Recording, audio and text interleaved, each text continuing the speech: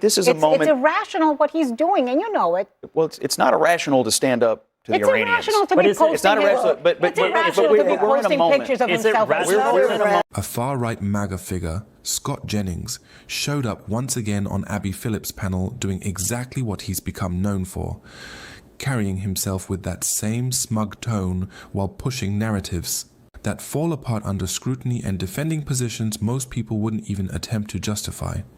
This time, he went as far as backing Donald Trump after Trump posted an AI-generated image portraying himself as Jesus Christ. We're about to break down the key moments from that intense exchange on Abby Phillip's show, and I'll walk you through exactly what stood out. Let's dive into it together. Suddenly, Republicans don't want religion in politics. President Trump's war of words with the Pope is again escalating, but this time it's his allies that are doing the talking. For days, President Trump has criticized the Pope for speaking out against the Iran war, which has received bipartisan backlash. And then, of course, he added fuel to the fire when he posted a picture depicting himself as Jesus. He posted another picture today, but this time he is alongside AI Jesus. The Pope continues to advocate for peace, even doing so again tonight, while Republican officials are lecturing him on all things theology and doctrine. Now, we can, of course, have disagreements about whether this or that conflict is just, but I think that it's important, in the same way that it's important for the Vice President of the United States to be careful when I talk about matters of public policy. I think it's very, very important for the Pope to be careful when he talks about matters of theology. Well, you've got to make sure it's anchored in the truth. The Pope needs to keep his business into leading his flock, so to speak, leading the church, and probably stay out of the political arena. He doesn't need to be getting involved in the political arena. Go lead your church. I didn't elect the Pope to be president. A pontiff or any religious leader can say anything they want, but obviously if you wade into political waters, I think you should expect some political response, and I think the Pope's received some of that. It's not clear when a life and death war became just politics. But here we are in this moment for the church and state and war. I mean, since when are popes told they can't talk about war, they can't talk about peace, they can't talk about people who are dying and people who are living all around the world? Since the beginning of the year of our Lord, popes have talked about peace, whether they were in war times, we were in war times, or peace times. Popes talk about peace. This Christmas, I will get dozens, if not more, of cards that say, peace on earth, goodwill towards men. I'm not really sure what is going on in this country, but we have a lot going on. And to say the Pope needs to be careful when he's discussing theology just makes no sense to me. It just really doesn't. The Pope is doing what popes do. And, you know, the president wants a Nobel Peace Prize. He talks about wars that he's stopped around the world. Isn't that about peace? So I'm not sure what we're doing. Remember, he doesn't need the Nobel Peace Prize. He already got that prize from FIFA. As a practicing Catholic, I know that the Vatican doesn't operate in our political paradigm. It's in the divine spiritual realm. So when the Pope sounds like the UN spokesperson saying no confrontation, no conflict, only peacekeeping, only diplomacy, that is totally normal. However, we learned this lesson with Pope Francis, who waded into politics probably more than any other Pope before him. At least in terms of our modern politics, you do have to care about precision and exactitude as the successor to Peter, as someone who is informing the opinions of so many lay Catholics. So when you say, as the Pope, and I say this as a practicing Catholic, that God does not hear the prayers of those who wage war, that is a bit precarious and does risk confusing practicing Catholics, because does that mean the war to fight Hitler in World War II, was that unjustified? All right, I need to pause this for a second. I grew up in the Catholic system, went through Catholic school, and while I'm not claiming to be some authority on doctrine, one thing was always presented as non-negotiable. The Pope's authority carried weight. The idea was simple. When the Pope speaks in his role, it's not something you casually pick apart or selectively follow. But that consistency seemed to disappear the moment Pope Francis started saying things certain groups didn't like. Suddenly, the standard shifted. When his words align with their views, they treat it as sacred truth. When it doesn't, he's reduced to just another opinion in the room. That shift didn't come from theology, it came from convenience. And watching that play out over time has been frustrating because it's not a reinterpretation of belief. It's a complete rewrite depending on what's politically useful in the moment.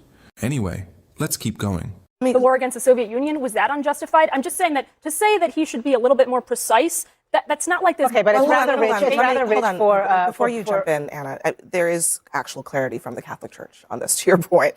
And the Bishop James Massa, the Doctrine Committee chair, so this is straight from the Catholic Church, says, a constant tenet of that 1,000-year tradition is a nation can only legitimately take up the sword in self-defense once all peace efforts have failed. That is, to be a just war, it must be a war of defense against another who actively wages war, which is what the Holy Father actually said. Quote, he does not listen to the prayers of those who wage war. So it continues, when Pope Leo speaks as supreme pastor of the Universal Church, he is not merely offering opinions on theology. He is preaching the gospel and exercising his ministry as the vicar of Christ. So he's basically saying, in fewer words, the Pope is teaching the gospel.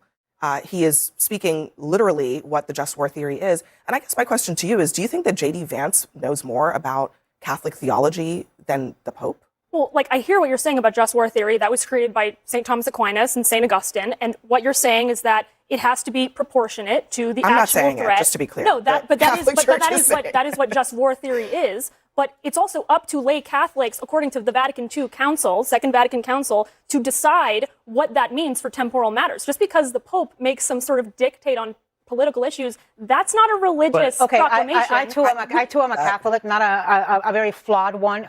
Granted, when I go to church, it should burst into flames. But here's what I know. In my lifetime, I've known no Pope that has more political involvement than John Paul II. He was part of a triumvirate with Margaret Thatcher and Ronald Reagan in beating communism. He did things like show up in Cuba. He did things like show up in Nicaragua and confront the Sandinistas to their face. So popes have always been political. It comes with a job. I do think that the job of U.S. president and the job of pope are two completely different things, and each of them is speaking to their constituent.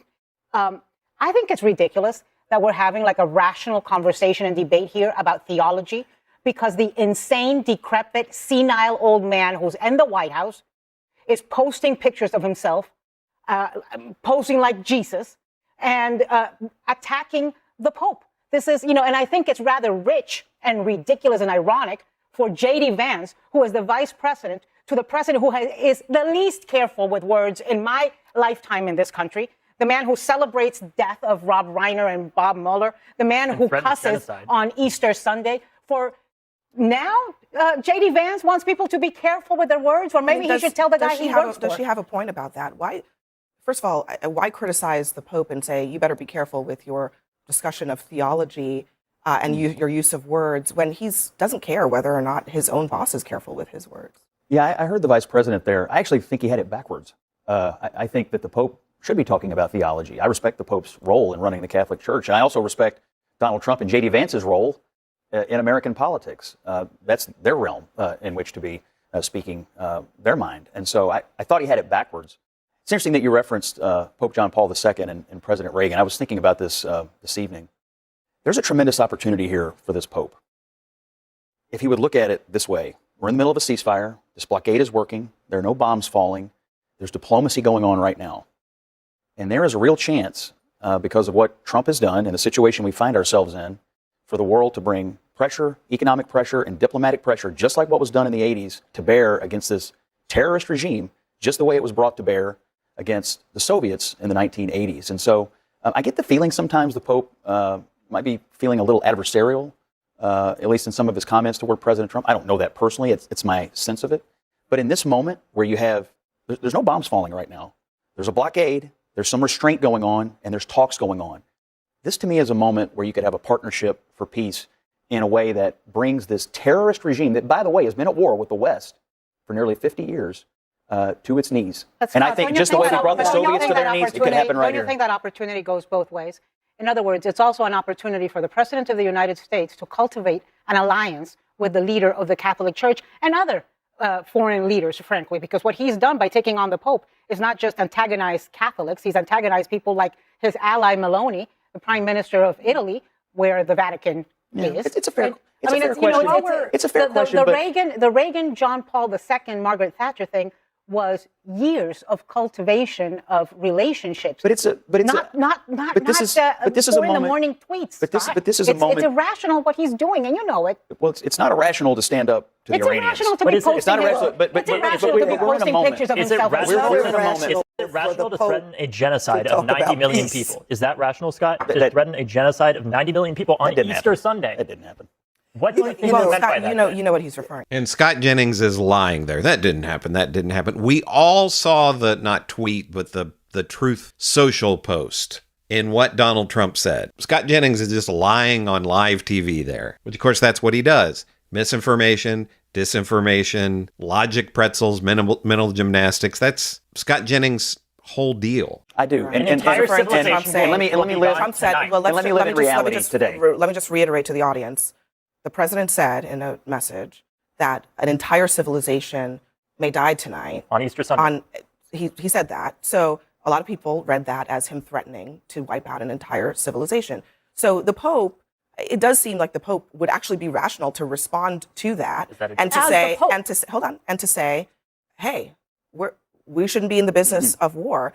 And I think you're right that I'm sure the Pope is happy that there is a ceasefire, but he was responding to Trump waging a war.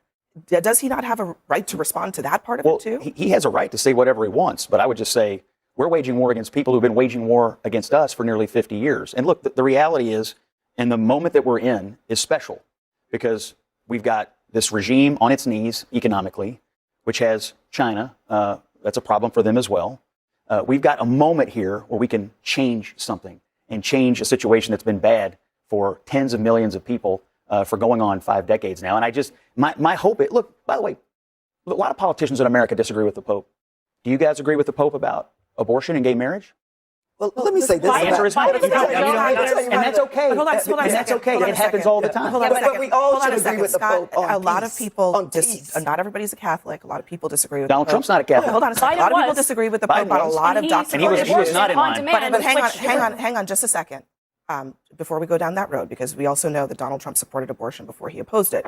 But also, He's been the most pro-life president we've ever had.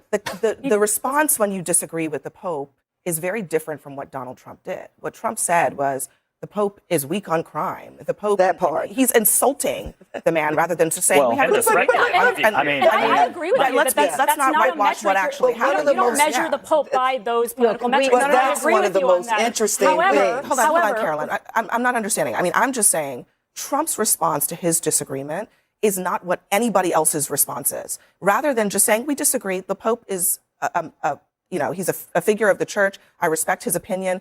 We agree to disagree. He insulted the Pope. He attacked him repeatedly on social media. That is not what anybody else, frankly, does. I agree with you that there was antagonism. But what I'm trying to also say is that they both fueled the fire. And if you look at Excuse me? To say that any war is unjustified, Abby, do you really believe that? I don't for the Pope to most say Americans that. wouldn't agree with that. Let me just Do you know what prompted this war? let me play. What prompted this war? Just a second. Let me just play this. Roughly 70% of Americans oppose this war. That alone undercuts the idea that there's broad support for it, so that claim doesn't really hold up. I'm going to wrap this up here because you can already see the pattern in how this debate played out. If you want the full breakdown, you can check the entire segment on CNN from Abby Phillip's show. But what really stands out to me, and honestly what's been bothering me for a while, is this selective approach, especially when it comes to people who identify as practicing Catholics. Growing up, the understanding was clear. You didn't treat the Pope's words like a menu where you pick what suits you and ignore the rest. That wasn't how it was framed. Now, though, it feels like that consistency is gone.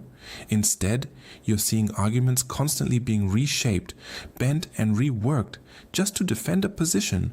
And it's not subtle either. It's obvious when the logic is being stretched just to make something fit. On one side, you've got people laying out straightforward reasoning. On the other, you've got a lot of spinning, reframing, and overcomplicating things that don't need to be complicated in the first place. But I'm curious where you land on this. Do you think the arguments being made on that panel actually hold up? Or do you see the same contradictions? Drop your thoughts below, and if you're following this kind of breakdown, make sure to support the channel. I'll catch you in the next one.